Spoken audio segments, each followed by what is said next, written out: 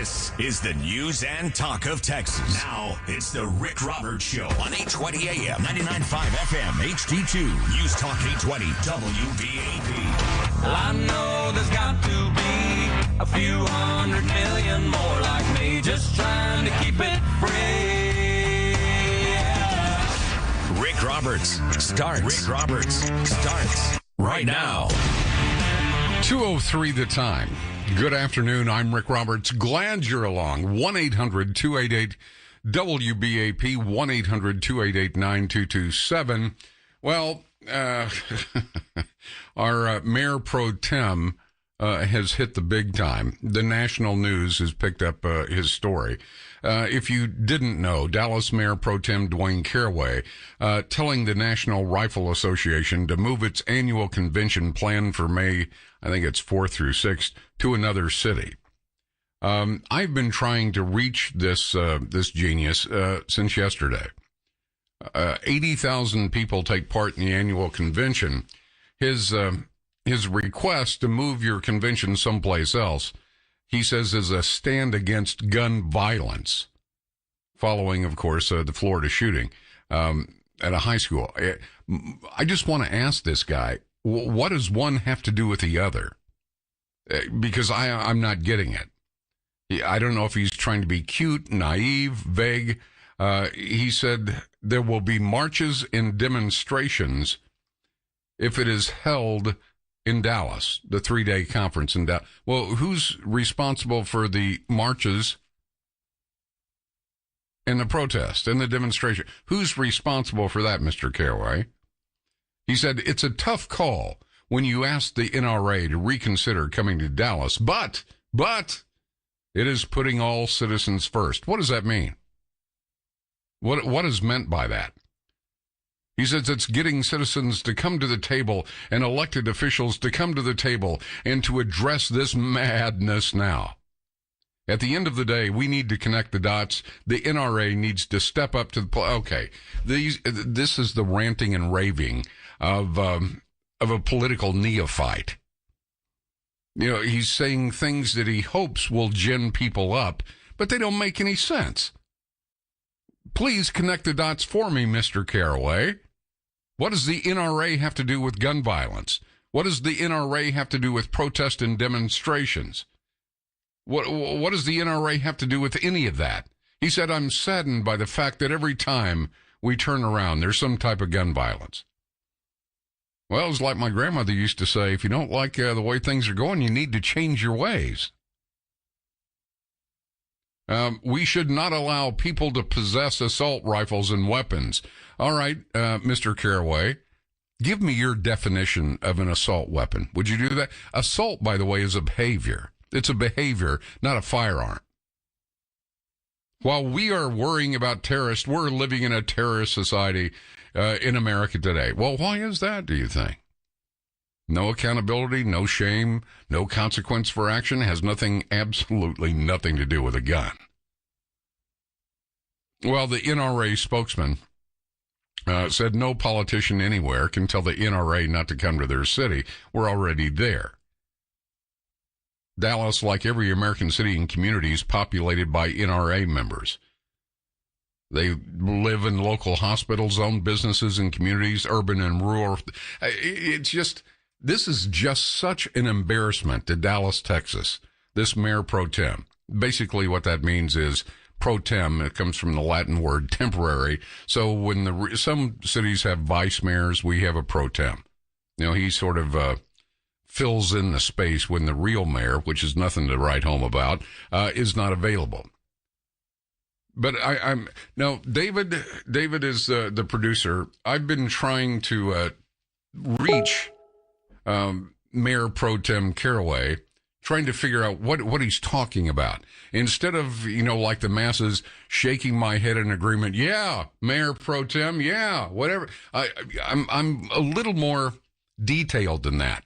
What does the NRA have to do with gun violence? Could you answer that, please? What do you qualify as an assault weapon? He said, well, I know there are AR-15s in the trunk of cars in Dallas. Well, yeah, I bet there are. Been in mine a few times. What's your point? What is the point? Now, David, you've tried to get a hold of this stellar elected official, correct? That's correct. I've spent last 48 hours trying to get a hold of him. Okay, is he just so popular that he doesn't have time for a phone call? Well, I have been talking to Cynthia and Norma down in the City Hall office, and sweet ladies, but it's a runaround. Yeah, it's a fire drill. Yes, sir. By his design. And I call on the hour, every hour. Well, he says he's worried about gun violence, and who isn't. I would like to, I'm not one of these, free to be you and me hug a tree type, journalists that, well, thank you very much for your time, Mr. Pro Tem, Mayor. No, I would like you to explain yourself, because what you've said sounds nonsensical. It sounds like a vicious circle of dialogue. How is the NRA connected to gun violence in any way, shape, and form? How are AR-15s? Which are semi-automatic. You can't pull the trigger and it keeps firing. That's called a full auto. You can't go in and buy those, Mr. Mayor Pro Tem. You can't do that unless you're a dealer or you have a special dispensation or something like that. You can't do it. Bump stocks, we've already talked about. The NRA has already agreed, yeah, we probably ought to do away with those. So what is your point? Other than to get some FaceTime on the local news channels and have a couple national news services pick up your ridiculous diatribe, what is it you're trying to say? Because nothing you say makes any sense at all. All right. We're going to step aside very quickly. Check your afternoon drive. Man, by the way, if you have not been out driving, it was, I wasn't sure if I was driving or if I was floating to work. It's desperate out there. I mean, it was at certain points on the interstate, it was down to 25, 30 miles an hour, simply because you couldn't see because of the driving rain. You need to be very, very careful. We don't want to lose it. What's that? Oh, the Mayor Pro Tem just called in. He wants the rain to go away. And no, I'm kidding. I'm sorry. I just don't buy into this, this political nonsense. I just don't. When we come back, we'll take your calls. 1-800-288-WBAP, 1-800-288-9227. And Mayor Pro Tem, if you're listening, and I'm sure if you're not, you're having somebody listen, I have no clue what you're trying to say at all. I'm pretty sure you don't either. You're trying to get FaceTime. You got that. You're trying to get some ink. You've got that. You're an absolute embarrassment to the city, not because of your opinion. Everybody's entitled to an opinion. But what you're saying, it's 2 and 2 doesn't add up to 4. It's 2 and 2 is like 6 3/4. Well, what's your point? And how do you connect these dots? You used the term, so I'll ask you, how are you connecting the dots? By the way, Mayor Pro Tem Caraway makes about as much sense as the leftist parading these traumatized teens to make an emotional plea about gun control. The question is, should we be letting 14 to 17-year-olds dictate gun policy? Are they innocent? Of course they are. Are they leaders? Not yet. Hopefully some will be. Are teenagers fully autonomous decision makers, or are they the pawns, the mental clay, if you will, being molded by the leftist with an agenda? I mean, you've seen it all, and you got a feel for these kids. In many cases, it's the first time they've dealt with death, other than, maybe a family member, grandfather, grandmother, something like that. And make no mistake about it. The Democrats never let a good crisis go to waste. Well, they'll never let a gun violence situation like in a school go to waste. They'll get these teenagers, this national movement. You think a 15-year-old came up with that by himself? The left seems to have an especially hard time deciding these days. Take, for example, the high school students from Parkland, Florida. They've now been trotted out by advocates of gun control as newfound authorities on the evils of the Second Amendment. Seemingly every major media outlet has featured commentary from kids, as I said, ranging from, 14 to 17 years old, who attended the that high school. On Wednesday evening, CNN plans a full primetime special, don't miss it, with the victims, classmates, parents, community members. Stand Up is the name of it. The students of Stoneman Douglas demand action. What action does their life experience entitle them to? They haven't been around long enough, but they're being used as pawns for an agenda. I mean, only in America will you see this. Maybe the former Soviet Union. 2:13 the time. Your calls straight ahead.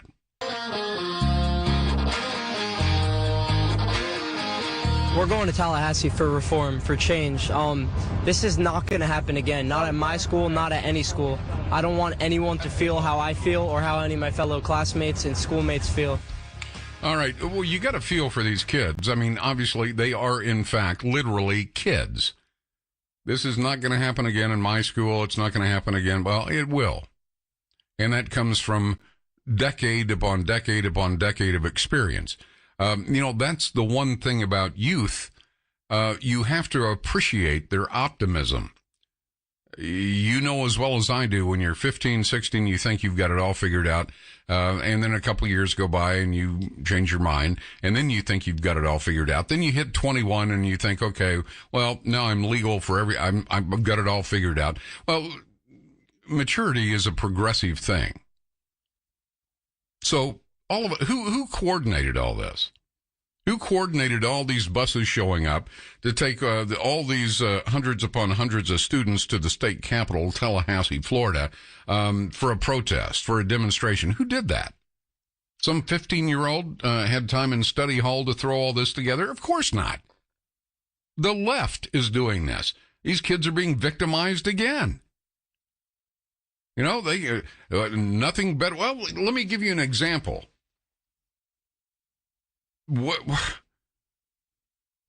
How did these students get all this expertise on gun laws?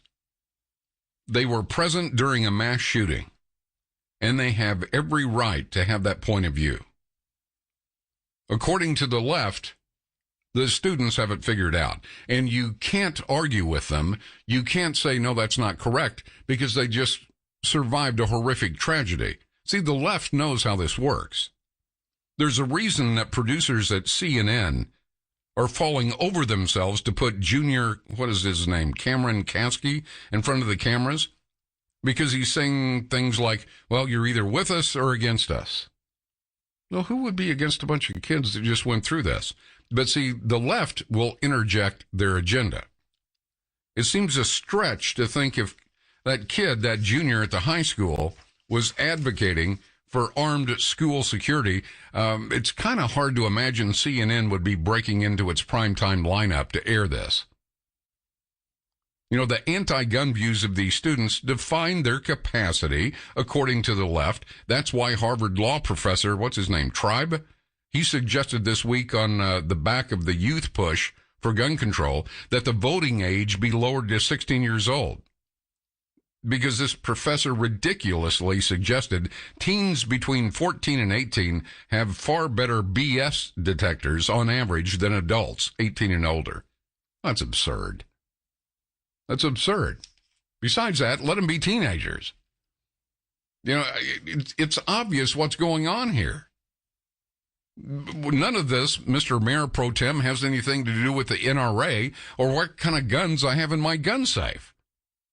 All right, let's get to your calls. 1-800-288-WBAP, 1-800-288-9227. The teenagers, you got to feel for them. They just survived a horrific tragedy, and now they're being victimized again by the left anti-gun agenda. They're trotting them out like they're on stage for some kind of fashion show, except they're letting the teenagers carry their message this time because they know you won't argue with them. James in Hamilton. James, thanks for waiting. How you doing, James? Thank you, Rick. I wanted to say that these boys and girls got on TV and said they were all-inclusive and accepting school, but there was one person that they didn't include or accept, and that was the shooter. And because the teenage years are cruel years, as we all know. It can be very hard for some people to accept not being accepted, let's say. But my point is that now the one person that did help this boy, his parents are afraid for his life. And they're afraid for his life from who? From other teens. They're not afraid that somebody's going to go out there and do something to their son other than where he's at in the neighborhood, the area he lives in. Well, I don't know about that. I would assume. I mean, we've all been teenagers before, and we think we got it all figured out, and then we live a couple more years and figure out that we didn't have it figured out, and our views change dramatically. I don't think that young man has anything to worry about. Cruz was unstable. I mean, and quite honestly, if you're everybody, when something like this happens, everyone is looking for someone to blame. It's almost impossible to live with something without being able to categorize it and put it someplace. So everybody looks for someone to blame. Well, the cops had been to his house 39 times in 5 or 6 years? This kid was wrapped way too tight. Should have been locked up so he wouldn't hurt himself or someone else. But you can thank the left for that too. You can't do that. That'll hurt his self-esteem. Who knows what type of mental anguish he'll go through if we take him out of the herd and make an example. You know what I'm talking about. And that's why mental midgets like this Mayor Pro Tem is saying the kind of thing that he's saying. You want to stop gun violence? You got to deal with the core cause, which are people, not guns. And that's going to take a long time. We didn't slide down the slippery slope of dissolving this society from, it was never been perfect, but we valued human life at some point. We don't do that anymore. You can't flip a switch, take a pill, go through a 12-step program and get that back. That takes hard work. It takes a lot of work. You've got to re-examine your society. You've got to re-examine what people do, what you allow people to do. You have to re-examine what's legal and what's illegal. You got to throw abortion in there as well, because that devalues human life as well. I mean, there is no magic switch. There is no magic bullet, no pun intended. You can't take care of this overnight. And if anyone says to you, well, it's all about gun control, they don't care about kids. They don't care about school violence. They don't care about gun violence. If all they've got is, well, we need more gun control, that tells me everything I need to know. You're either a leftist or you're laboring under a sad misconception, which is you got to know it's not the hardware, it's the software. We have imploded as a society. We don't care about each other anymore, and kids especially don't have a value system in their head and their hearts to value human life. All right.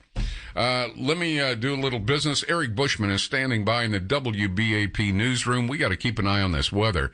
And if you're driving at all, I got to tell you, coming in on the interstate, I wouldn't wish that on anybody. I've been in a lot of rainstorms, but I mean, this was just incredible.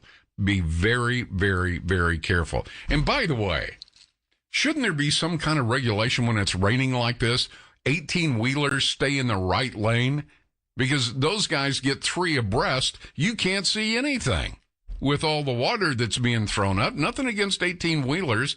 I'd rather be on the road with professional drivers rather than not. But you guys know when you pass a car, he basically is blind for about 20 seconds.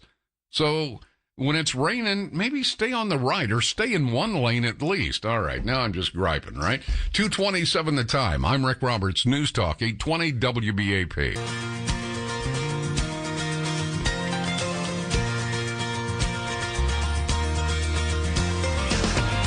Dallas Mayor Pro Tem Dwayne Caraway said that if the NRA follows through with its convention as scheduled, it will be met with protest. The group released a statement saying its members work in fire stations and police departments and own businesses in communities, urban and rural. It said no politician anywhere can tell the NRA not to come to their city because they're already there. Grant Stinchfield is a Dallas-based host on NRA TV and says the convention isn't moving. You better believe we will be here. We love Dallas. Dallas and North Texas and Texas in general loves the NRA. The convention is scheduled May 4th through 6th in downtown Dallas. Clayton Neville, Dallas. All right.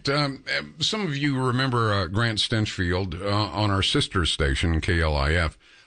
Grant is with me at the moment. He works for NRA TV, and he's authorized to speak for the NRA. Grant, how you doing, buddy?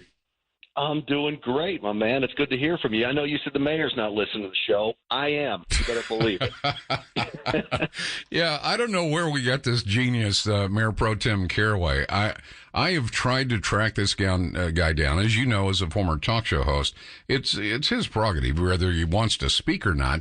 But the things he said, I'm trying to connect the dots. What does any of that have to do with the NRA? I don't think it has anything to do with the NRA. I think it has to do with publicity for Mayor Dwayne Caraway, Mayor Pro Tem. You know, I don't know if you remember, Rick, about 6 months ago, he pulled this nonsense after the Las Vegas shooting. He said he was going to ban the NRA from having its conference. So I brought him on my radio show when we had it over on 570, and he completely changed his tune. Oh, we just want to get talking, he says. Well, we're all about talking, but they don't want to talk. They want to say, hey, yeah, we want a conversation, but you can't come to our city. That's not a very good way to start out a conversation. Yeah, it's kind of difficult to say, yeah, let's get together at the table, but just don't come to my table. You know, I've read several times what he's had to say, thinking, okay, well, maybe I'm being biased and not objective. I've read it 3-4 times, everything he said, listened to it. None of it makes any sense. It's a vicious circle of dialogue, and none of the dots connect at all. No. He said something last night like, we know that people are driving around in Dallas with AR-15s in their trunk. Yeah, guilty. I was probably one at one time when I was going out in the country. What does that got to do with anything? It doesn't have anything to do with anything. And you better believe there's people driving around with AR-15s in their trunk and Glocks on their hip in Texas.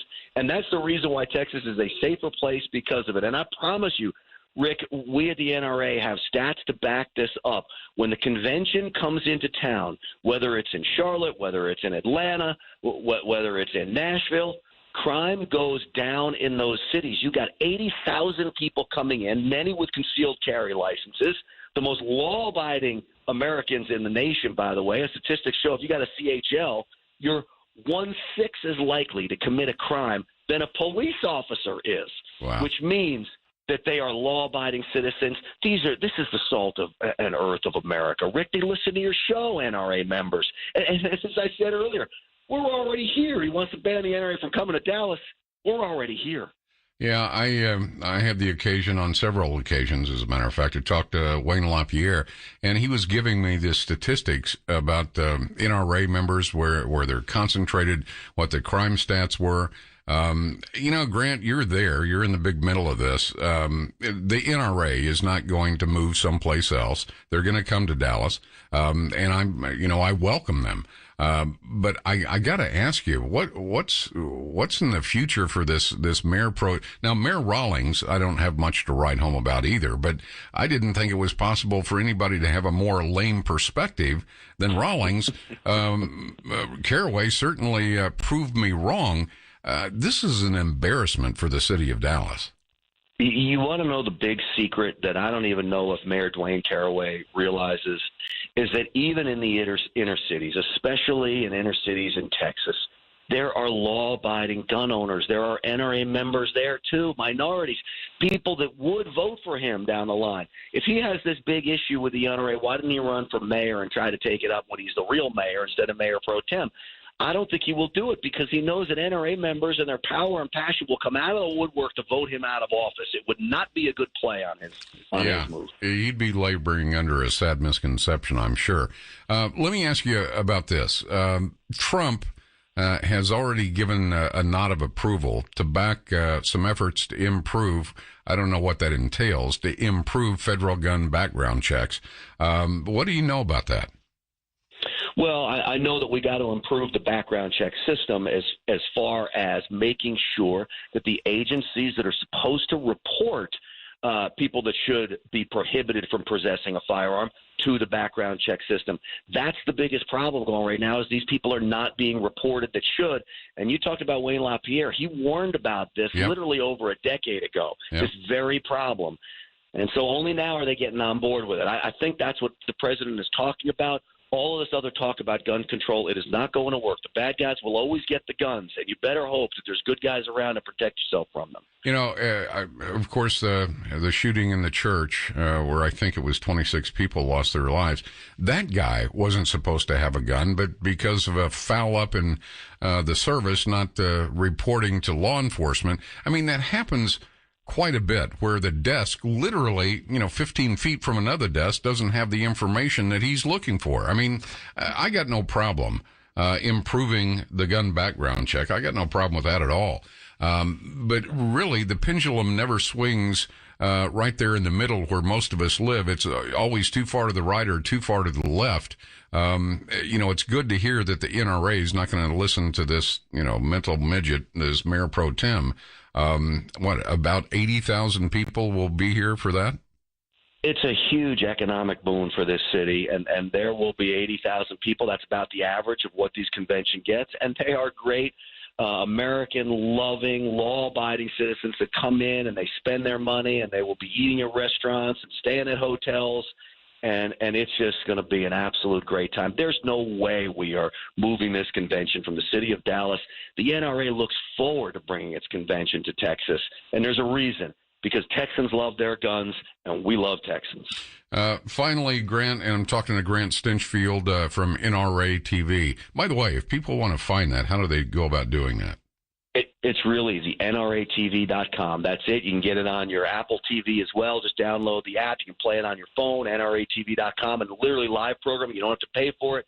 Free service. And anybody that listened to my radio show before, my show is basically just a version, Rick, of the radio program, only it's on TV, and it's a little more gun-focused, but I say really it's more about freedom than it is about the guns. The guns just provide the freedom. Amen, brother.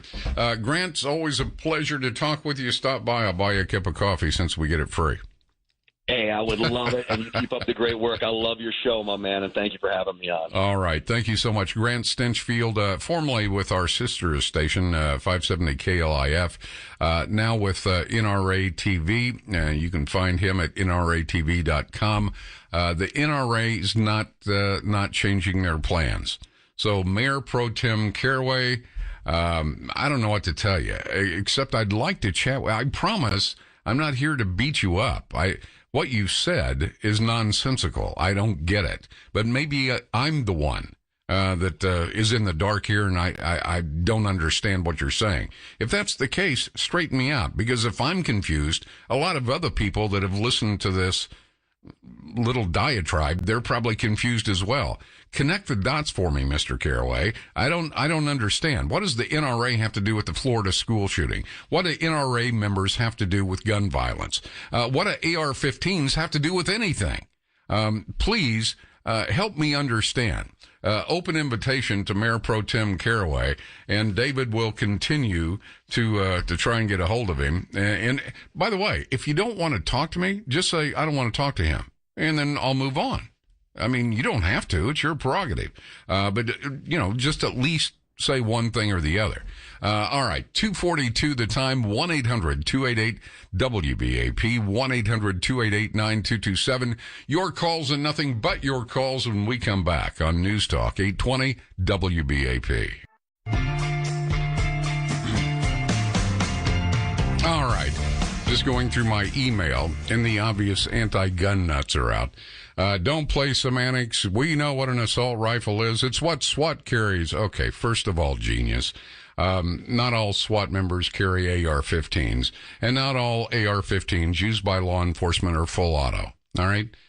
for a myriad of reasons. It's cheaper to fire semi-auto. SWAT teams in major metropolitan areas sometimes use HK MP5s or MP7s or AR-15 M4 carbines.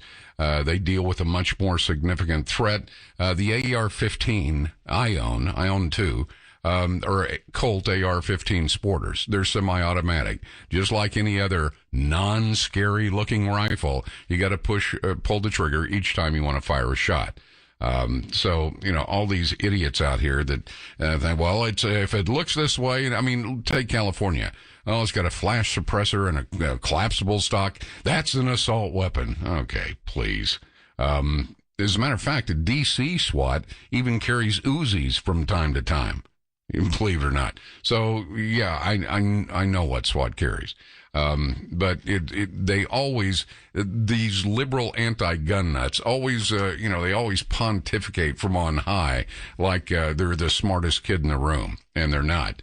Like I said, patrolmen tend to use semi-auto weapons because, like I said, they're easier to control, cheaper to maintain, a lot cheaper to fire, and they present a smaller chance that mishandling the weapon will cause collateral damage. So there you go. Tell me what your version of an assault weapon is. Assault is a behavior. It's not a firearm.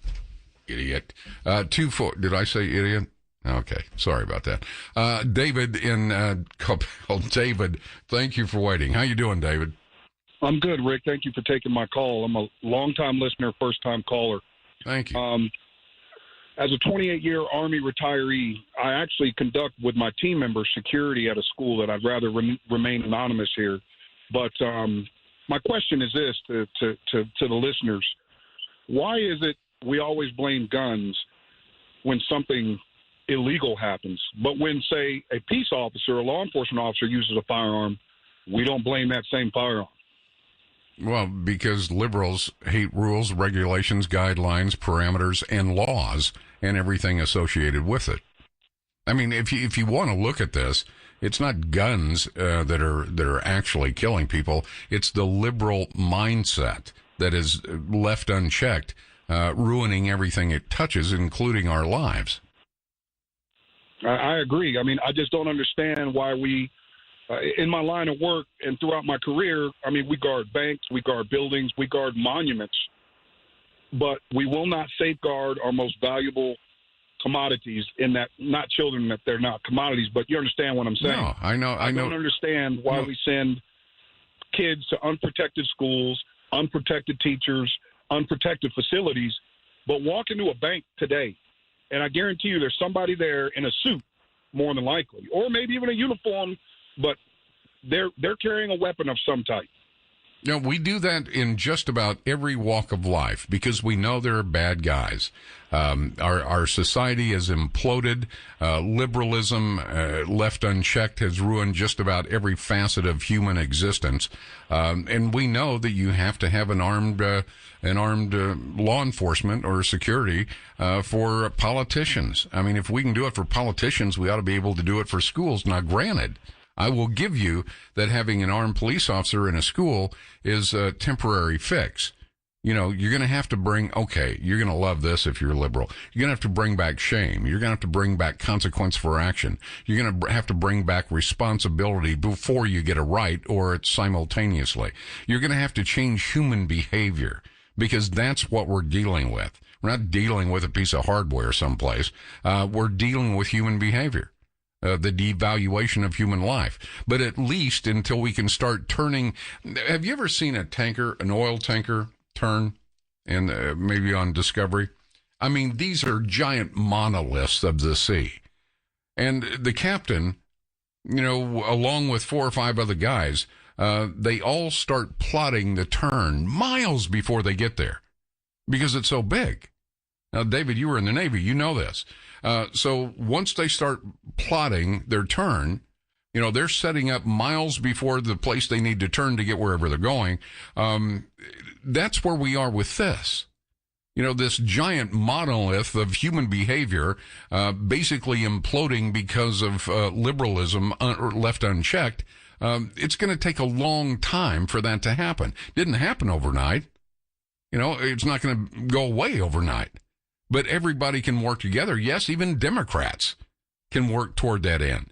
What won't work is when you have these ridiculous, moronic, liberal ideas that as long as you feel okay doing something, it's okay to do whatever that is. That's not a civilized society. That's not an orderly society. That's verging on anarchy. And trust me, you don't want to live under anarchy. So you're going to have to start the turn. We've got to start someplace. And the way to start is armed police in our schools. Number one, Dallas, you need to hire enough police officers to protect the city. Upwards of 1,000 short? Good Lord, man. All right. I got to step aside. Eric Bushman is standing by with the latest weather. Obviously, that's the big story here in Texas. And it doesn't look like it's going away anytime soon. And please, if you're out on the roads, be extremely careful because it's a mess. It truly is. We'll bring you up to date on the weather, the very latest developments in Florida and the school shooting, and we'll take your calls. 1-800-288-WBAP, 1-800-288-9227. I know David's on the phone, but I need to ask him something. Any progress in getting that genius, Mayor Pro Tem Caraway? I called during the half-hour break while you were talking to Grant, and I'm getting ready to call again. Okay. All right. Well, he's such a busy guy, evidently. So am I. Yeah, exactly. All right. Mayor Pro Tem Caraway, I'm not here to beat you up. You did a pretty good job of that yourself. But I would like to ask you to explain a couple things that you said. Because maybe it's me. I'm sure it's not you. It's me. I don't understand what you're talking about. It doesn't make any sense. The NRA shouldn't come to Dallas because this is where JFK was shot? What has that got to do with anything? Good. I'm sorry. Somebody's got to explain this guy to me. 2:55 the time.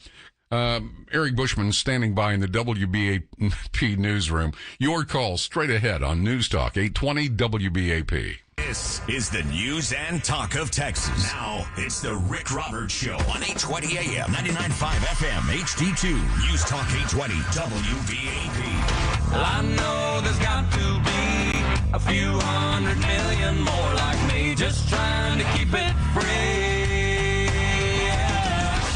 Rick Roberts starts right now.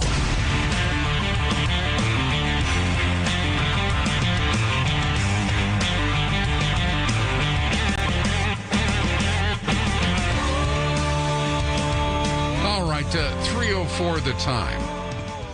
You just heard that the Trump White House, Trump has ordered a ban on firearm modifications like the bump stock. Okay, well, what else is new? We've been talking about this since Vegas. What else? I don't know. We don't know yet. As a matter of fact, we're putting that information together for you. Let's go to Randy in Dallas. Randy, thanks for waiting. How you doing, Randy? Doing pretty good, Rick. Good. Well, now I've heard everybody saying that they want gun whatever, but I haven't heard what they want to do. We want new gun laws. What do they want to do? Yeah. I'm just wondering what it is they want to do because... Well, they don't know. They're teenagers. They have no idea. They're being used by the left. Well, it kind of reminds me of about 10 years ago. There was this guy going, hope and change, and yes, we can. He got everybody all riled up, and they started rushing around, but they had no plan. Well, I'm sure there's no plan now either. These teenagers are being used as pawns in a very dangerous leftist game. You think some 15 or 16-year-olds put this march, this protest in Tallahassee, Florida's capital? You think they lined up all the buses and got everything? No. The left is doing this. You know what the left wants. They want to disarm everybody. These teenagers don't have a clue. They just know that a lot of classmates were killed, and their point of view, obviously, is they're probably afraid, they're probably scared, they're probably angry. I'm sure a full range of emotion is going through that high school and probably other schools as well. And like the Democrats always say, don't ever let a good crisis go to waste. Well, the liberals are the same way. You know, we've got an entire school full of kids that will carry our message, and God knows you're not going to argue with a kid that was a survivor in a situation like this. So it's a perfect vehicle for a leftist message. That's exactly what's going on. I mean, Trump just came out to talk about banning some gun modifications like the bump stock. Well, the NRA already agreed on that back when after Vegas happened, but nobody did anything. I mean, that's why I don't understand this Mayor Pro Tem. The NRA called for a review of gun modifications following the Las Vegas shooting. You know, they didn't see how the bump stock made sense at all. So, you know, these kids don't know what they want. They're following their friends. They're following the leader, and the leader are these liberal leftist groups. That's what's going on. I mean, CNN, MSNBC, look what they're doing. They're making events out of this. The anti-gun views of these students, you know, that defines their capacity according to the left. That's why you've got people like this Lawrence Tribe, a Harvard law professor, suggesting, now get this, he's suggesting, now this guy is teaching people, young adults, if you're in college, you're not a kid. He suggested this week, on the back of the youth push for gun control, that the voting age be lowered to 16 years old. He ridiculously suggested teens between 14 and 18 have far better BS detectors on average than adults 18 and older. That's crazy. That's like California was trying to give 14 and 15-year-olds a half vote in regional elections. You know, the same holds true when it comes to matters of sex and sexuality. The left consistently pushes more sexual autonomy for youngsters, right? They proclaim that laws restricting minors' access to abortion, that's unconstitutional. That children have the capacity to declare themselves prepared for gender transitioning. That parents who disagree should be shoved aside. You know, it was this week or last week, a judge in Ohio ruled that custody of a 17-year-old girl suffering from gender dysphoria should be handed over to her grandparents rather than her parents, because her parents opposed doctors' advice that she get hormone treatment and undergo surgery.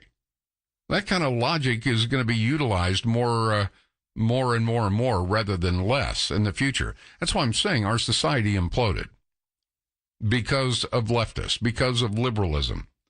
You know, the same people on the left who declared that kids are fully capable decision makers suddenly get their back up, whoa, when it comes to gun ownership. I don't understand that, do you? You know, leftist lawmakers state that the legal age for gun purchases should be raised to 21. But if you want to transition into whatever gender, you ought to be able to do that whenever, and a judge said so. They proclaim that children are disadvantaged if they're removed from their parents' health insurance plans before turning 26. They suggest that criminal justice systems should treat young adults with greater leeway than it treats more mature adults, because brain development doesn't truly complete until 25. I mean, the liberal mindset is all over the road, in the ditch, through the trees, back on the road again. It's all over the place. So which is it? Are kids assets to be protected, or are they just adults in tiny people's bodies? Is that what's going on here? Are they sexual beings, or are they totally innocent? Are they rational actors, or are they still emotionally developing? Well, it depends on the agenda. Depends on what you're trying to do. If you're a liberal, the answer seems to be relatively simple. Children and teenagers are not fully rational actors. They're not capable of exercising supreme responsibilities, and we shouldn't be treating innocence as a political asset used to push the agenda of the left. I mean, as far as I'm concerned, that's child abuse, man. 3:11 the time. Your calls next. WBAP Traffic Watch. Busy ride on Highway 360, and this report is brought to you by the Detoxin Treatment Helpline. In Grand Prairie, Highway 360 northbound is slowed as you approach Riverside Parkway. They have blocked 2 left lanes to remove an accident scene. In Garland, 635 LBJ eastbound at Garland Road, tractor-trailer accident from earlier today. Right lane still blocked, tow truck out there, and the exit also blocked. If you know someone with a drug or alcohol problem, get help within 24 hours. Insurance may cover everything. Stop the drug and alcohol nightmare. Call 800-430-4149, 800-430-4149. With the WBAP Right Now Traffic Watch, I'm Marty Jones. Marty, thank you very much. We appreciate that. We'll check your afternoon drive again in just a little bit. Home is where the heart is. We've heard that, right? You probably said it yourself. And it's time to love your home. If that drafty air, that cold air, is seeping in those drafty windows, well, you can change all that with new duration windows from Simonton. Updating your windows with new duration windows, that'll get rid of that cold draft coming in. It's going to reduce your energy bill and give your home back that beautiful curb appeal you once loved. Allied Siding and Windows, they're the guys. It's, they're the clear leaders in replacement windows, installing more replacement windows than anyone in Texas. With Simonton Windows, like I said, you'll lower your energy bills up to 30%, make every room the same comfortable temperature. And when it comes to the right company, well, it's Allied. They've had the same name and phone number for 30 years. More than 40,000 satisfied customers. Of course, the A-plus rating with the BBB, and I could go on, but why don't you give them a call? Call right now. Takes about 30 seconds to set up a 30-minute meeting. No high-pressure sales pitch. None of that, I guarantee you. I don't work with those kind of people because I don't like it. I assume you don't like it either. These folks are good folks. Just a free estimate. Tell them I sent you. Get a $500 Amazon certificate with a whole home window purchase. You also get 100% financing, 0 down, 0 interest for 18 months. You ready? Here's the number, 972-888-9988. They'll come out, look around, take some measurements, give you some options, then leave you alone to make up your own mind. 972-888-9988. Allied Siding and Windows, good folks. Affordable, local, and yep, they're reliable. All right, 17 minutes after the hour, 3:17 the time. I'm Rick Roberts. This is the Court of Public Opinion. Your voice, your opinion, your attitude on the issues of the day. Excuse me.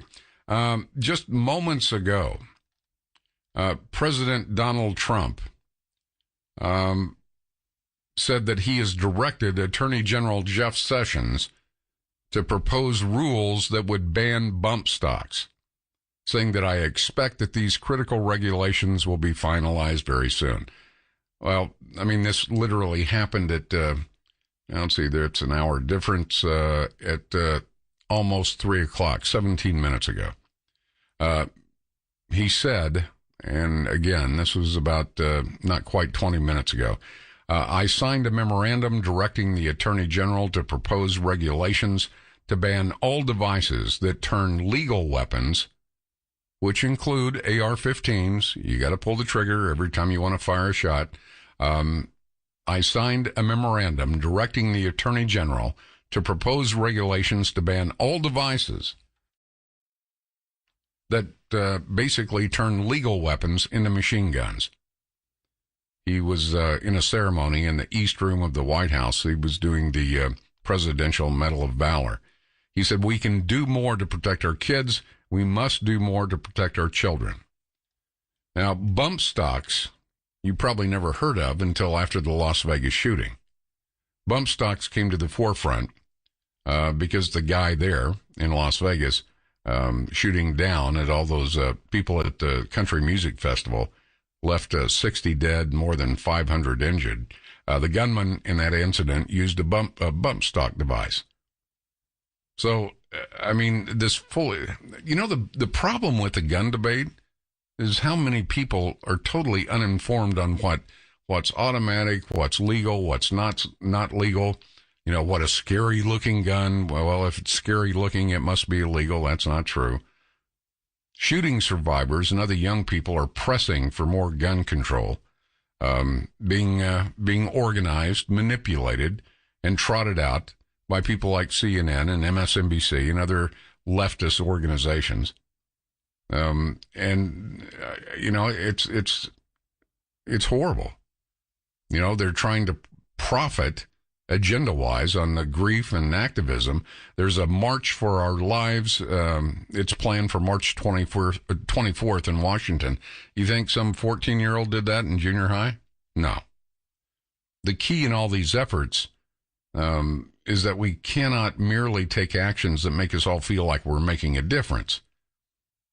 We've got to move past cliches and tired debates and focus on solutions and security measures. Yeah, I mean, ask most police officers.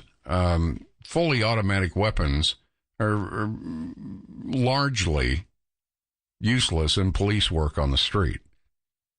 So, you need to inform yourself. If it has those three letters, GUN, people generally run. Oh, I'm against that. Whatever it is, I don't want that. Well, you want to fix it? Put armed police officers in every school. That's a temporary fix, but at least it's a fix. And at the same time, let's figure out how to turn this ship around before we totally destroy the society. Let's go to Dan in Dallas. Dan, thanks for waiting. How you doing, Dan? Good. How you doing? Very well, thanks. A couple of things.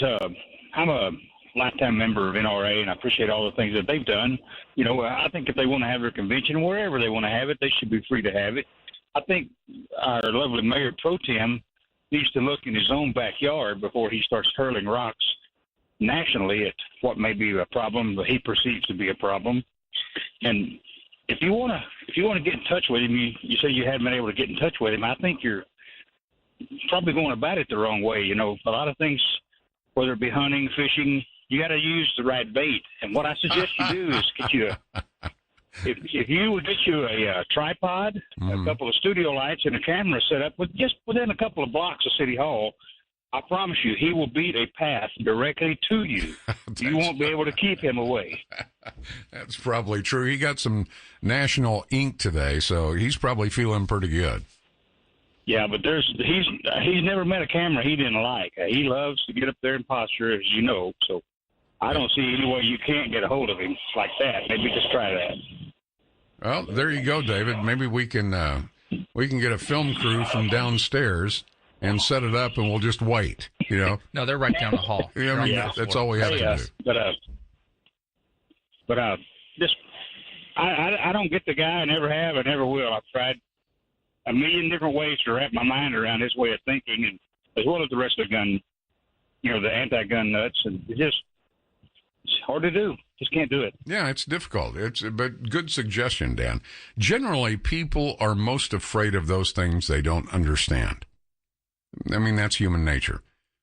People are most afraid of those things they don't get or they don't understand, or they've, taken a talking point from someone. The gun debate, as far as I'm concerned, I got no problem on expanding background checks to make sure that, one office is reporting to the other office. We've had too many cases of that just simply doesn't work or doesn't work as well as it should. So, beef that up a little bit. I don't know that you need a bump stop to go out and deer hunt. I don't. I can't see the purpose of a fully automatic weapon. Off the shelf. You can't buy those anyway. It's not legal for you to buy a fully automatic weapon unless you have special dispensation or you're a dealer or a collector or something like that. And, it's very expensive to get all the permits and such for that. The bump stock, the NRA already said, I don't see any reason for that. So everybody agreed back, in the after the Las Vegas shooting, we ought to do something about bump stocks, and nobody ever did anything. So that tells me that, they were just throwing a bone to the American people, government was, just to keep us quiet, But now, evidently, the president has put some meat behind that, some teeth in that. So good. There you go. Do that. Do the background checks. What these kids want, they probably don't even know. It's impossible. You're not going to outlaw guns in America. It's never going to happen. If the anti-gun lobby succeeds, they can make it difficult to purchase, or, they more likely would make ammunition almost impossible to get, but it's not going to happen. And that's not the problem with society anyway. As long as we focus on that, we're never going to do what we need to do, which is turn society around, make it a more civil society. Because right now, it's been look at all the liberal cities. San Francisco's in shambles. Chicago is, I don't even know if it can be saved. Baltimore's the same way. Any city that's run by a bunch of liberals is in shambles. And now it's bled over into the rest of society. You got to change that. That has to be changed. And that's, like I said, there's no switch to flip. I wish there was, but there's not. And, liberals don't want to hear about God in schools. You need to put God back in schools. Well, what about the lawsuits? No, you're going to have lawsuits anyway. 3:25 the time. Your call straight ahead next on News Talk 820 WBAP. All right, 3:33 the time. I've got no problem whatsoever with Trump's move to ban bump stocks. What do you need a fully automatic weapon for? You don't. And a lot of people disagree with me, but, I'm giving you my opinion. Just like yesterday, a lot of you took exception with, my explanation of the value of life. You said it was too, what was the term? It was too religious. You thought I was preaching to you. No, I was giving you my opinion. That's what talk radio is. And I believe in God, Jesus Christ, and the Holy Spirit. And I know the legal department cringes every time I say that. But there's a verse in the Bible, deny me before men, I'll deny you before the Father, and I don't want to be anywhere in that zip code. So I gave you my opinion. It's not unlike what Obama did in Iraq. Bush, with all his faults, he said if you pull out too quickly, you'll leave a vacuum. That vacuum will probably be filled with something much more evil than Al-Qaeda, and at some point we'll have to go back and finish the job. What happened? Exactly that. Obama ran on, I'm going to end the war presidency. He pulled everybody out, created a vacuum. Al-Qaeda was replaced with ISIS, definitely more evil, more cruel. And we had to go back and finish the job. Well, you took God out of schools. What do you think was going to happen? What do you think was going to happen? Well, Rick, I don't believe in God. You don't have to believe in God. Look at the principles. The principles of Christianity. But I'm a Muslim. I'm a Hindu. I'm a this. I'm a that. I don't care. The principles are all generally the same. I happen to be a Christian. Well, that's not fair to have your religion over. No, it's not about that. It's about rules, regulations, guidelines, parameters.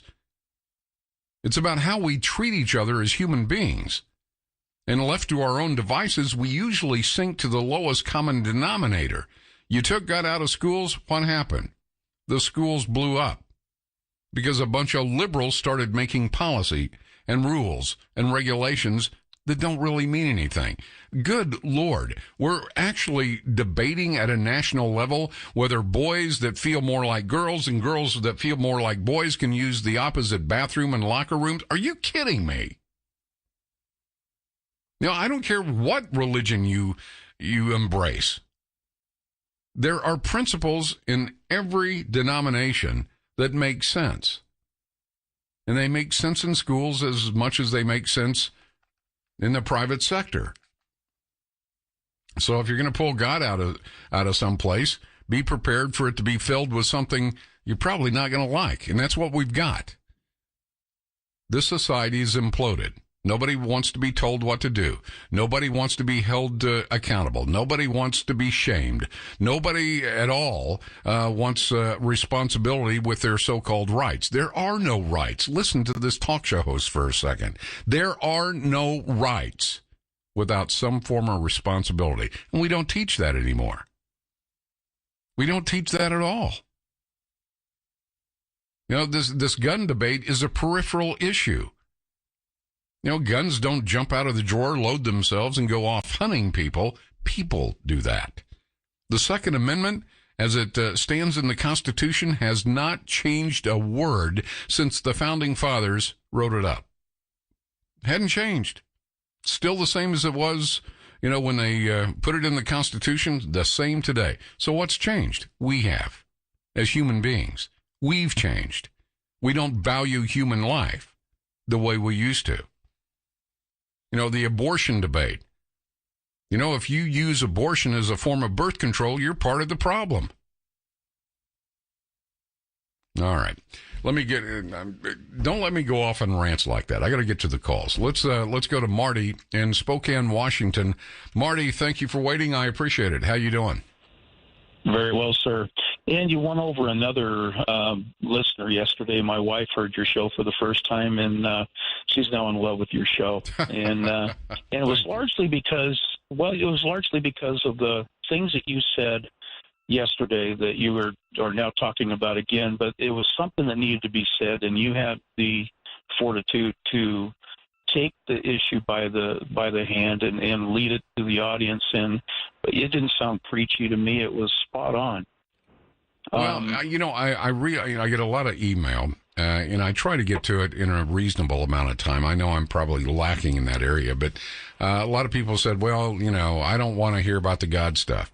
Okay, well, then you're going to have to deal with the things we're all dealing with without any hope of it changing, because in my opinion, for what it's worth, that's the only thing that will change it. You know, if you've got peace and rest and contentment in your heart, then that's what you're going to exude in the public place or in the school. If you don't have that, it's going to be turmoil all the time. Yeah, it is definitely the moral compass that we need to get back to. But, you know, talking about your mayor pro tem down there, y'all, I feel sorry that you have to have this embarrassment in front of a national audience now with this mayor pro tem. But if he has any courage of conviction, he would take the opportunity to get a hold of your show and be almost insistent about coming on and defending his policy and his beliefs, because if he is representing the constituents that elected him, then he ought to be able to stand up and defend his position.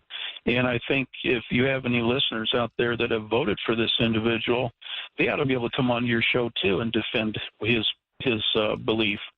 They voted for him, so why wouldn't they take up the moniker of defending him?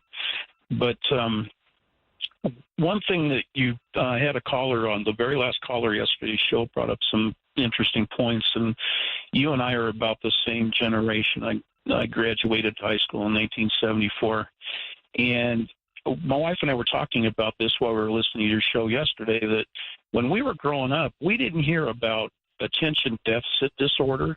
Right. We didn't hear about a rash of teenage suicides. We didn't hear about matter of fact, it was only a few years ago my daughter-in-law became a teacher, and she was talking about this condition known as Asperger's. I had no clue what this was, but right. She was fully versed on it. And it just seems to me that we look back from when you and I were growing up till now, we never had school shootings. We never had a teenage suicide problem. We didn't have a bullying problem, because if we were bullied in school, we took care of the problem ourselves. We either stood our ground or we go get big brother or sister to fight our battles for us. We didn't go and commit suicide over it. I think we're missing a large picture here when it comes to pharmaceuticals, and we're dumping tons of drugs into these kids that their brains aren't even fully developed yet. But we're putting a chemical agent into their bodies that have got to be having an effect. You know, I see more cancer than I've ever seen in my entire life. When I was growing up, I didn't know anybody that had cancer. Right. Now I would be willing to say that most of us now don't know anybody that doesn't have cancer or has died from cancer. And I think that's true. You know, what we've done We took God out of schools. Then we took decorum out of schools. My grandmother used to beat that into my head. Decorum, decorum, decorum. And my grandfather used to tell me, just because you can do something doesn't mean you should do it. And all of those things as a young kid, I never understood. And then, the older I got, the smarter they got. But what we've done with the schools is criminal. Absolutely criminal. We don't let teachers educate. They basically babysit for 8 hours a day. We took corporal punishment out of schools. We took consequence for action. We took responsibility. We took it all away. Well, what did they expect to happen? Exactly. It's amazing to me to watch this transformation that's taken place over the last few decades. I had attention deficit disorder when I was in school myself, and the way my dad handled it, he put a size 10 boot up my butt, and it took care of that attention deficit right away. Got my attention. What is your wife's first name? Her name's Tammy. All right. Well, tell her I'm very pleased to have her as a new listener from Spokane, Washington, and I'll look forward to the next call. And I appreciate the kind words very, very much. And yes, the mayor pro tem of Dallas, Texas. Dallas, Texas, from a radio market standpoint, did you know you're a top 10 market? Did you know that? The first largest market in radio is New York, then Los Angeles, then Chicago, then San Francisco.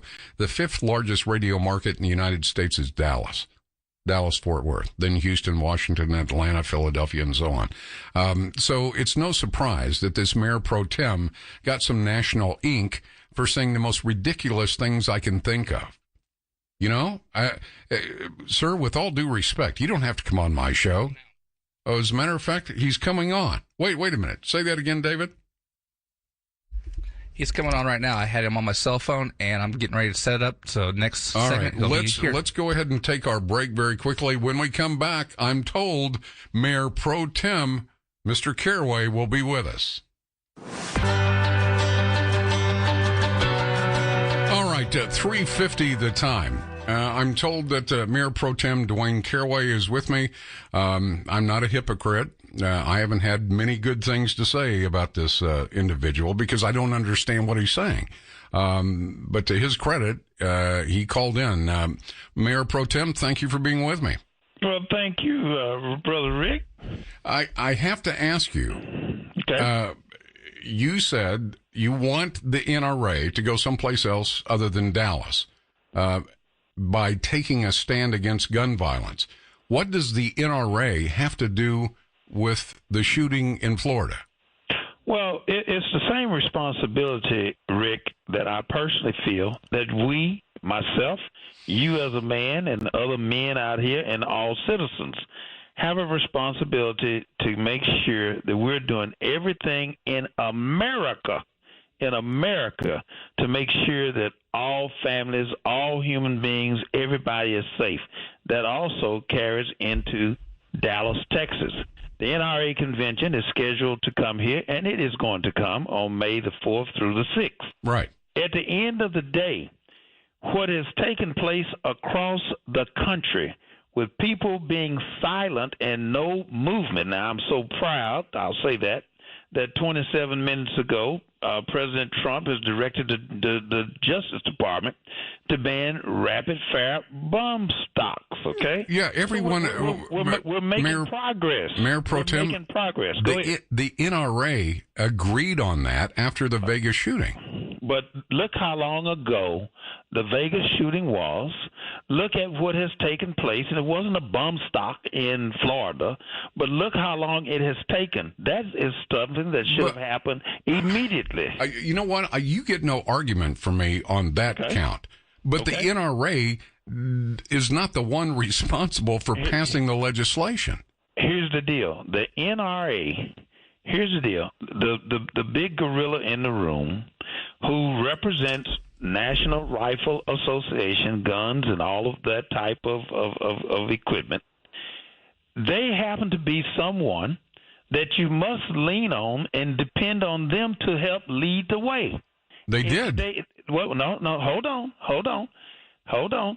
Now, they are the ones that can make the difference, is the very reason that they've supported throughout the years different politicians and those folks to make sure that their interest was heard and presented.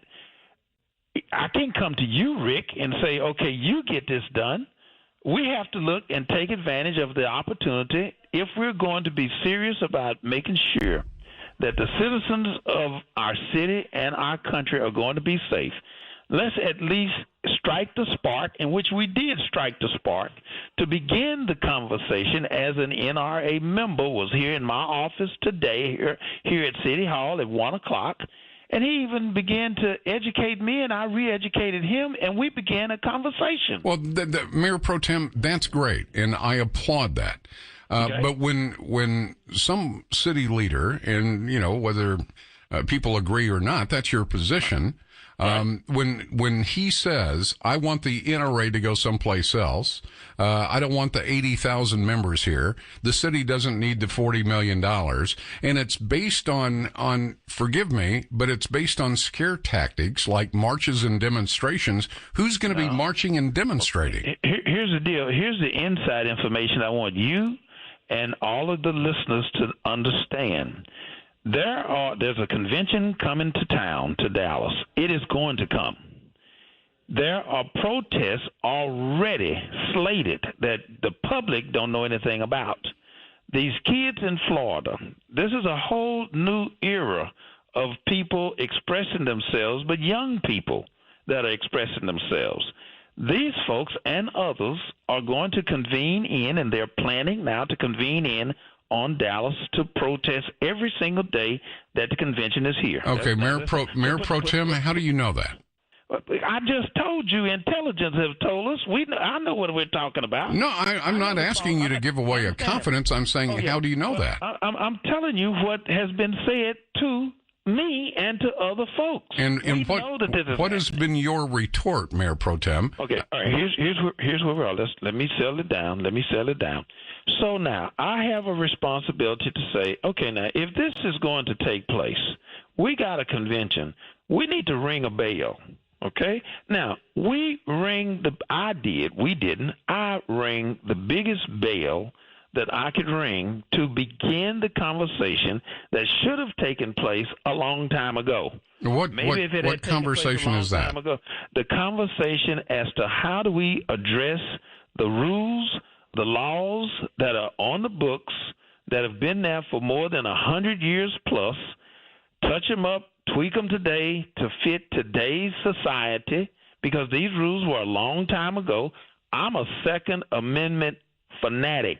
Are you suggesting, Mayor Pro Tem, that we change the Second Amendment in some form or fashion? Not at all. No, you don't change it. But the rules on the books have changed because times have changed. Okay, that's where I don't understand. You say you're an advocate for the Second Amendment.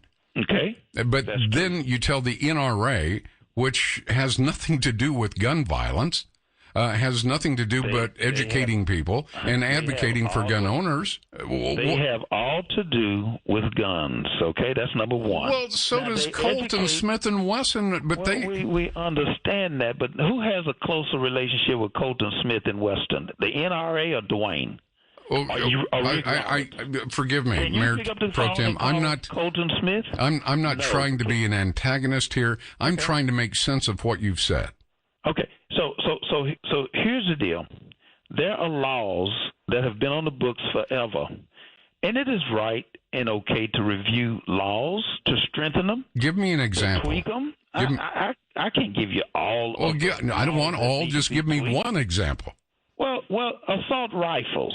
What's an assault rifle? AR-15. That's not an assault rifle. Well, I don't know that, but the NRA knows it, and then they come and educate us to it. An assault rifle is a fully automatic weapon made for military use. I have two AR-15s, Mayor Pro Tem. Neither one of them are fully automatic. Are you saying that should be changed? Well, here's the deal.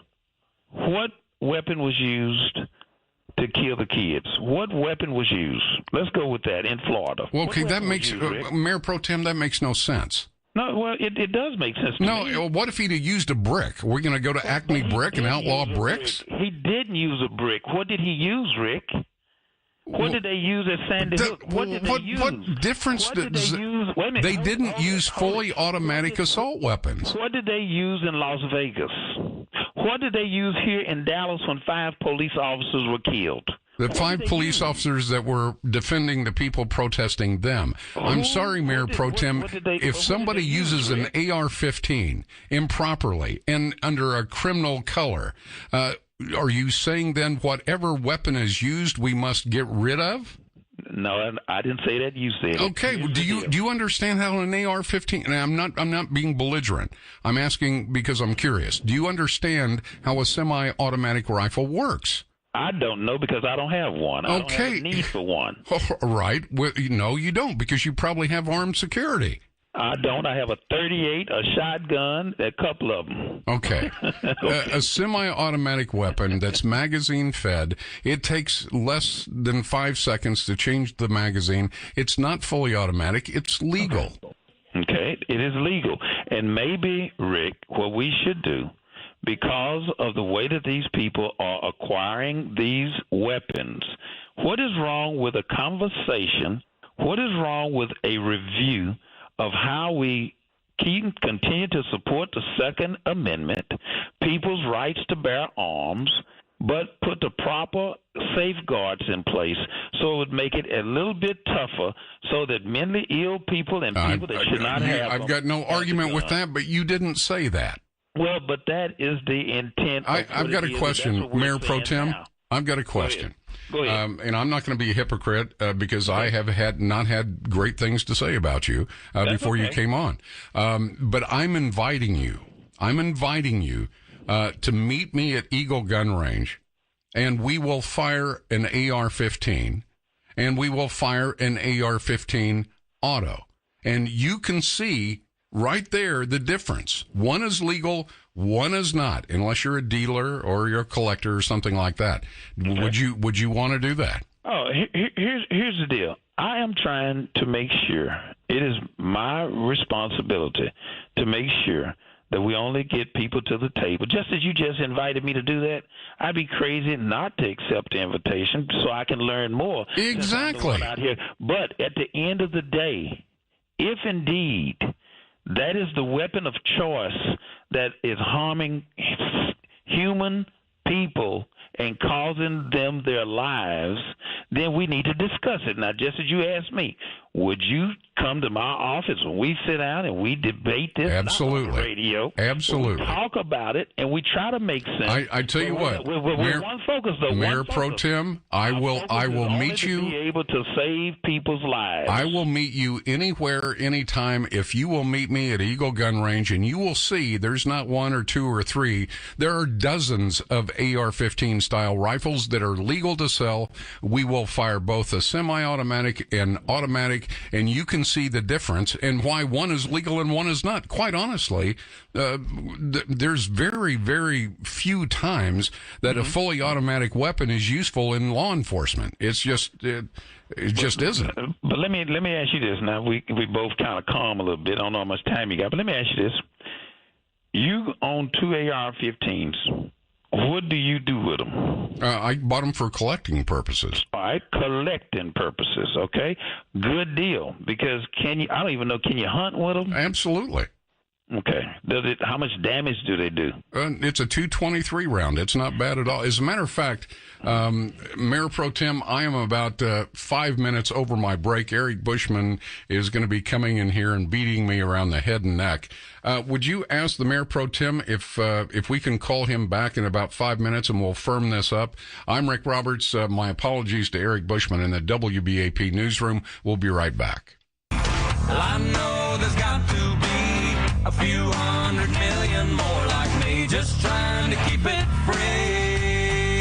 Yeah. Rick Roberts starts right now. All right, 7 minutes after the hour, 4:07 the time. To his credit, Dallas Mayor Pro Tem Dwayne Caraway is with me. We just finished up one segment. We got a few more moments.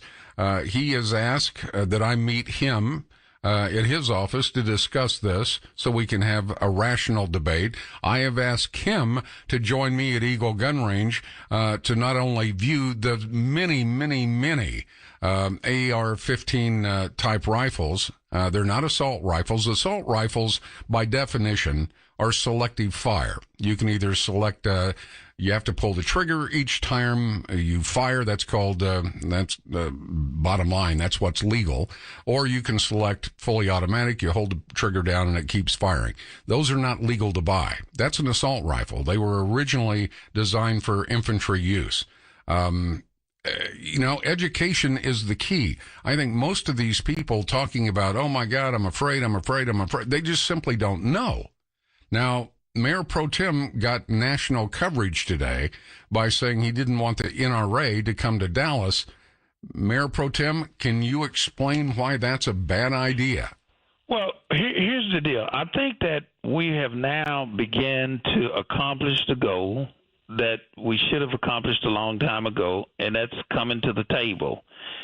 Sometimes you have to have backbone, and you have to take on the big gorilla in order to get the conversations going as you and I are talking now. I think education as relate to the NRA and what the NRA does, because in talking with the gentleman Kermit today, he explained and said a lot of great things that the NRA does, but we don't know about those things. The only thing that we see is the news. The only thing we hear is the news. The only thing the news says is about assault weapons, AR-15s, and this and that and the other. That's what we absorb. Now, the NRA, with me calling out the NRA, this gives us an opportunity to come to the table. You've invited me to the gun range. I've accepted that invitation so that we can learn more about it. But now, the rules currently, Rick, that are on the books have been on the books for a number of years.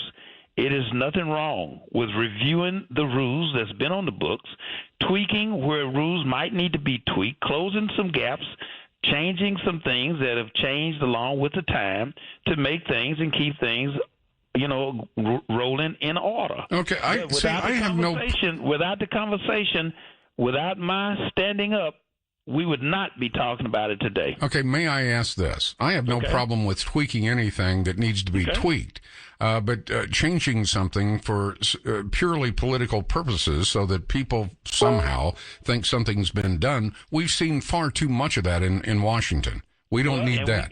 But here's the deal. And so now we don't know what needs changing, okay? We just know these people got killed in Las Vegas. These folks got killed in Florida. These folks got killed in Sandy Hook.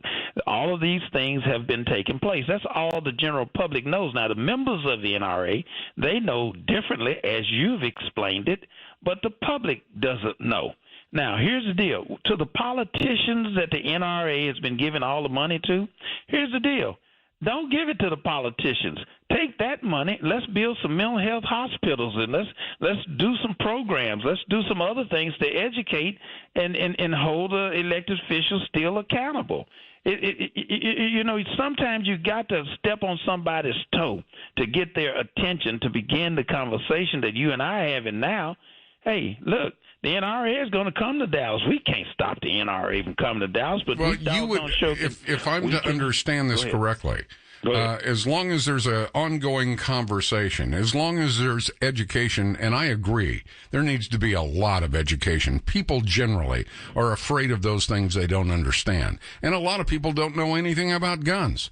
I don't know what needs to be tweaked, if anything.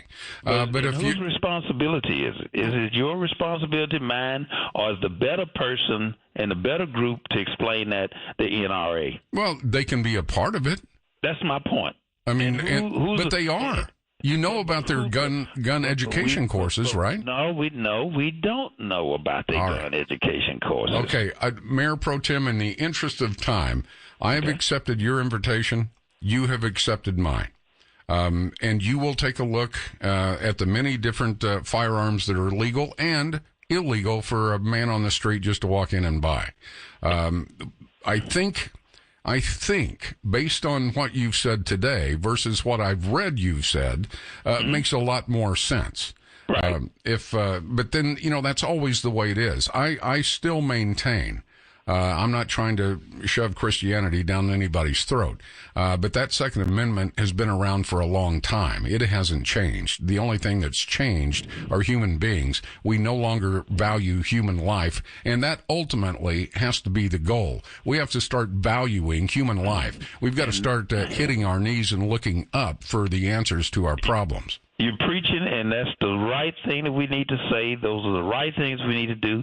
Now we need to get in one huddle and figure that out so we can move forward. You know, back in the day, they used to have bow and arrows.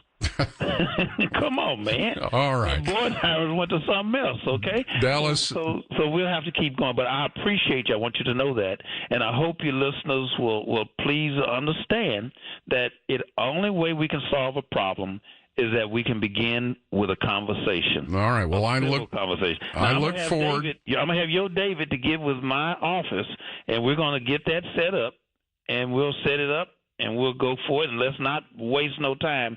We'll do it between 9 next week if your schedule allow. Absolutely. Absolutely. Dallas Mayor Pro Tem Dwayne Caraway, I have accepted his invitation to go to his office and discuss this. He has accepted my invitation to go to Eagle Gun Range and put hands on a legal AR-15 and also what a completely automatic weapon is about that you and I can't go by, and nor should we. 4:14 the time. My apologies again to Eric Bushman in the WBAP newsroom for going so late over the top of the hour, but I didn't know if we were going to be able to keep the Mayor Pro Tem. All right, when we come back, your calls in the court of public opinion. I'm Rick Roberts, News Talk 820 WBAP.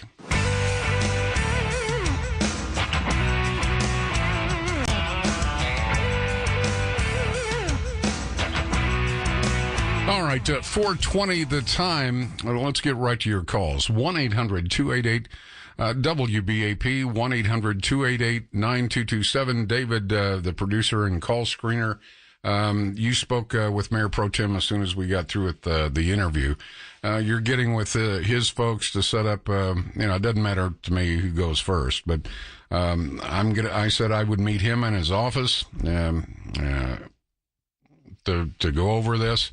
He said he would meet me at Eagle Gun Range to learn about what an AR-15 is, and it's not the boogeyman, and you don't have to worry about it. So you're going to take care of that, correct? Yes, sir. I have it all taken care of. All right. Very good.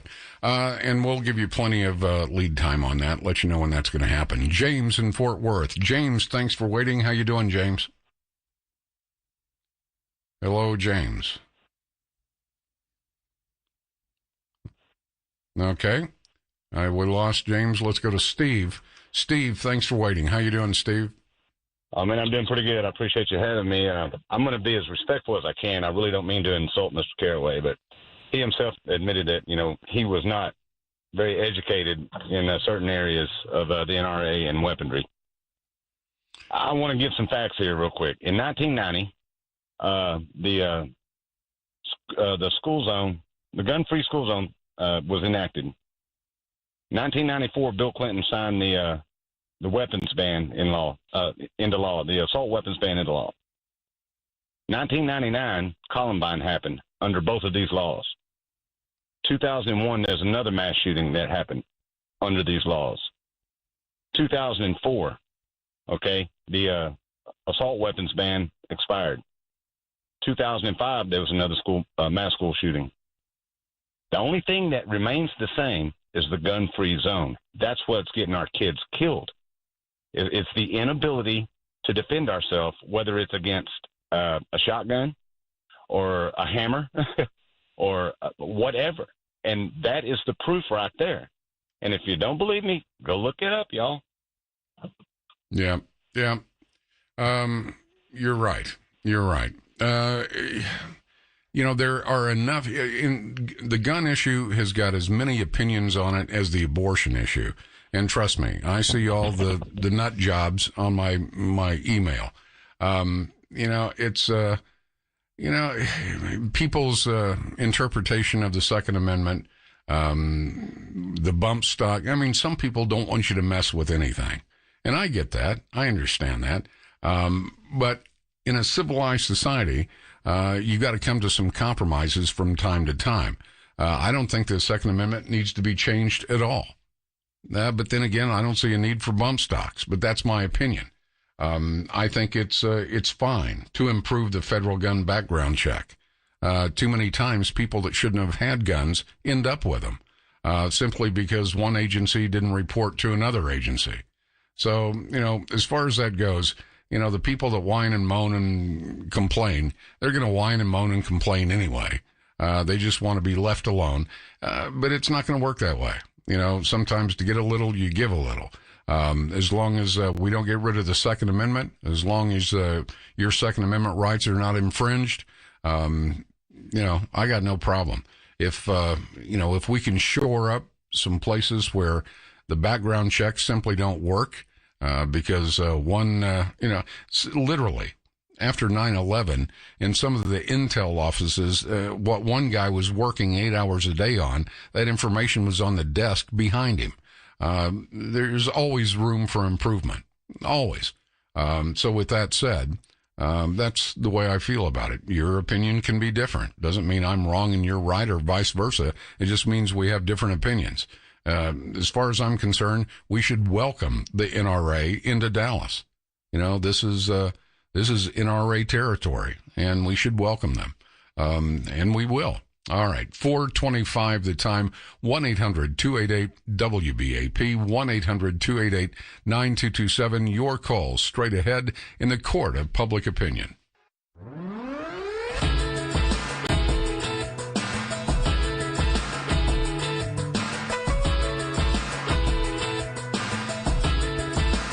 All right, 4:33 the time. Glad you're along. Most of you, by this point, know who David Prince is. He's the owner of Eagle Gun Range. He came out in support of the fallen Richardson police officer, David Sherrard. He put together a raffle. That grew organically. They've raised, I'll let him tell you what they've raised. Every single penny goes to the family, the widow, and the two girls this officer left behind.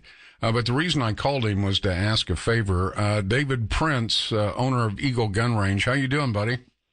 I'm great, Rick. How are you doing? I'm doing okay. I got a favor to ask. What's that, sir?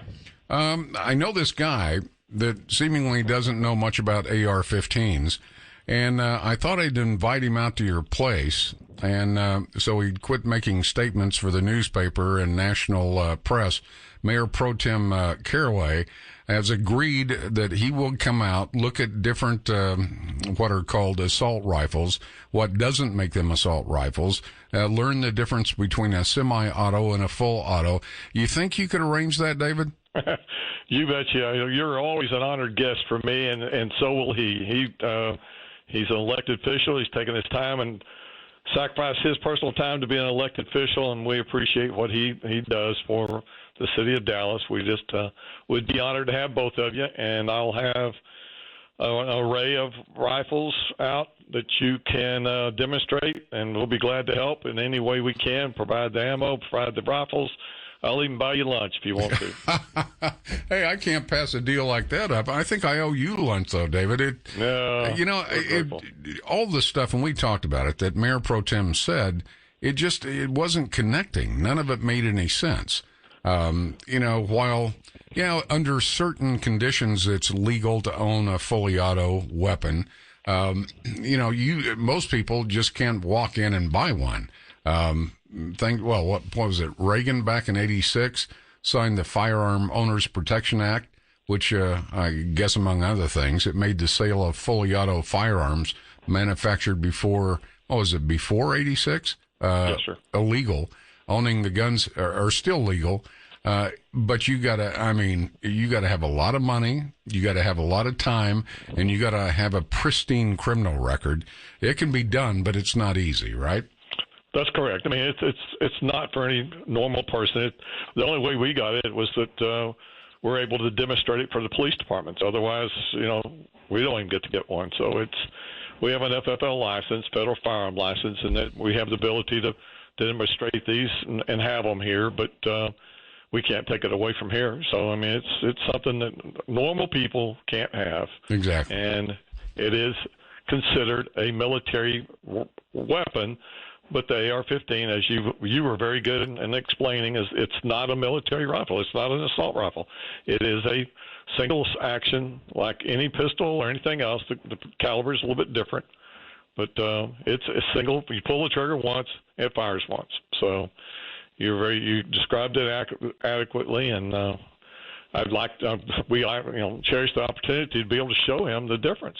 Yeah, it sounds like his emotion perhaps is in the right place, but the rhetoric wasn't lining up. It's not. It really is not. It's I want to invite somebody to.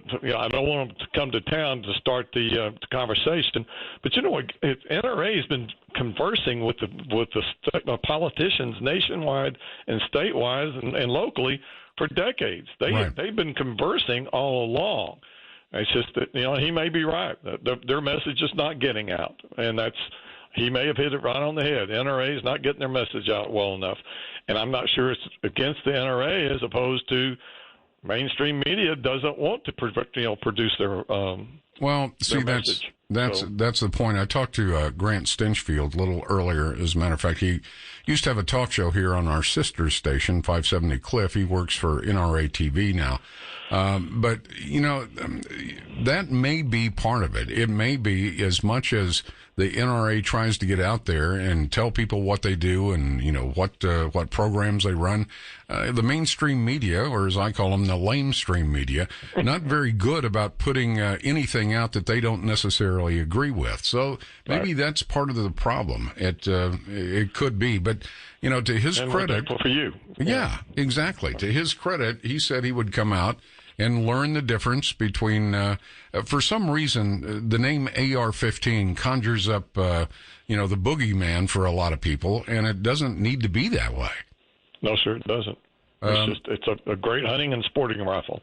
It is. It is indeed. I think the AR-15 223 is probably owned by more people that go out and hunt hogs and just do all kinds of things. I mean, it's a great rifle for that. But, I was looking because I get so many people on the email, David, it's legal to own an automatic firearm. Well, okay, we're playing semantics here.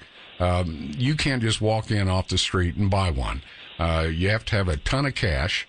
If I'm not mistaken, fully automatic weapons that were, if you're after 1986, that's the problem. Prior to 1986, those things, you can buy an AR-15 for what, $500-600? But if you're looking for something prior to 1986 that's fully automatic, you got to find a licensed dealer. Specifically has a federal firearms license, have a pristine criminal record, and it can cost you up to $20,000 to get one of those pre-1986 rifles. True? Did I lose David? Okay. David, are you still with me? Did we lose him? Okay. See if let me step aside very quickly and see if you can get David back. We lost him we lost him. We'll try to get him back because I want to tell people about the raffle if they want to take part in that. I'm Rick Roberts, 440 The Time, News Talk, 820 WBAP. 446 The Time. Glad you're along. I think we got disconnected. David Prince, owner of Eagle Gun Range, was with me. And he's going to facilitate Mayor Pro Tem Caraway coming out and getting some education about what an AR-15 is and what it, more importantly, is not. David, I think maybe we got a lightning strike or something. Yes, sir. Sorry about that. I was hearing you, but it didn't go through. We appreciate it calling back. Not a problem. All right, let's talk about certainly the fallen officer in Richardson and. It's just a sad situation. You kind of stepped up and said you were going to raffle, and you're raffling off a great rifle and then a handgun, and then, believe it or not, a fire pit, right? Yes, sir. Circle J stepped up and gave us a fire pit. One of my distributors gave us a pistol, and we're donating a SCAR 5.56 rifle that so that 100% of all the proceeds coming in will go directly to the family. And by the grace of God and your listeners and my great customers, we're over $21,000 as of today with 550 people donating. That's fantastic. If people want to, if they want to buy a raffle ticket, they're $10, and they need to come into one of the locations, Louisville or Farmers Branch, right? Yes, sir. Yes, sir. And then if they want to just donate cash, we have a website at www.eaglegunrangetx.com, and just click on the donate button, and we'll take it there. And like I said, 100% of the proceeds will go directly to that family. David, fantastic work. Can you believe this thing is already $20,000? I mean, no, I was thinking 10 was going to be the max, and we raised quite a bit for the Dallas police officers, but this has exceeded that even. This has been a lot of people want to love and support the Blue, and this is just their way of doing it, and this family's going to get the benefit of it, and rightfully so. And it's over 21,000 now, so we're going to run it through March 11th, 1 month from the date of the tragedy, and we hope to raise a little bit more for that precious family. Yeah, our thoughts and prayers go to that family as well. Amen. Anytime an officer falls, it diminishes all of us to some extent. So, yes, it does. Again, David, thank you very much. And thank you. I was surprised that Mayor Pro Tem Caraway called in.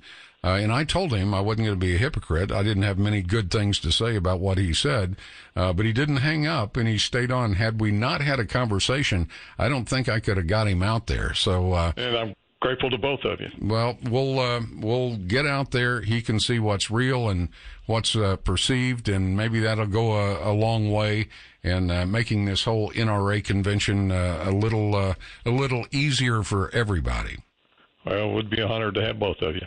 David Prince, owner of Eagle Gun Range, I appreciate it very, very much. Let's get to your calls. Chuck in Garland. Chuck, thank you for waiting. I appreciate it. How you doing, Chuck? Hey, Rick, I appreciate it, man. Really enjoy your call, your show. Thanks. I'll second you on that. I never figured that Dwayne would have the stones to call in, so I got to give him props for that. Yep. I got some feedback going here or something, but that's all the nice I have to say about that, man. I was screaming at the phone the whole time. You were asking him questions, and he was giving you weasel word answers, in my opinion. Now, the one thing that he keeps circling back to is we need to get the NRA to sit down with elected officials at the table and communicate with each other.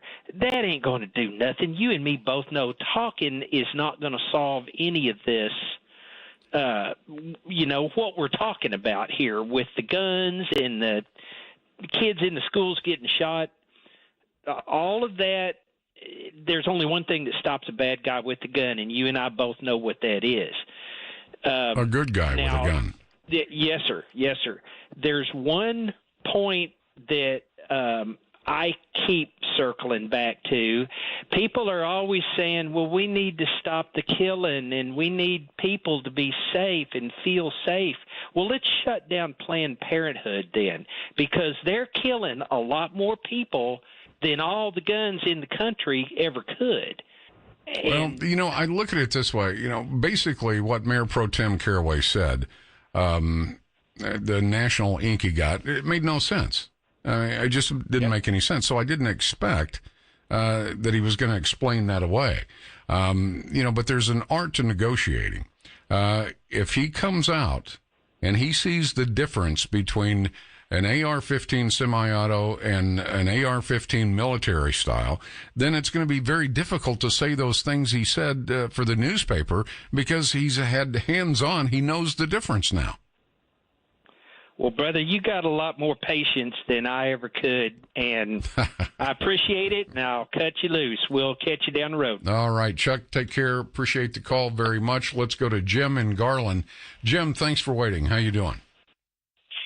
Rick, I'm doing great. Thanks for having me on. I just wanted to make a comment. I told your call screener that I look at this as method versus motive. The liberal press always looks at the method of these terrible acts and whether it to be airplanes going into buildings or whether it's a shooting as we had in the school, you've got to look at the motive, not the method. The method has nothing to do with helping stop these incidences and maybe correcting them in the future. Over there in France, when we had the run of killings over there, they had a person that was murdered, a police officer, and his girlfriend were murdered with a knife. Yeah. That's because the person couldn't get a hold of the proper weapon.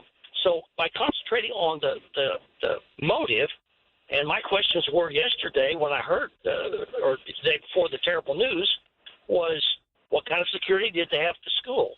Were the doors locked down? How many officers did they have present? I didn't think anything about what weapon was used. It's the method. Well, again, until we focus in on what we've done to create this, we've taken away teachers' abilities to pull people out of classrooms because we're afraid it's going to hurt their self-esteem. We've allowed the federal government to get too involved in our public education system. And perhaps more importantly, we've taken God out of the schools. Once you take God out of anything, he's replaced with something else, and it's generally something not very nice.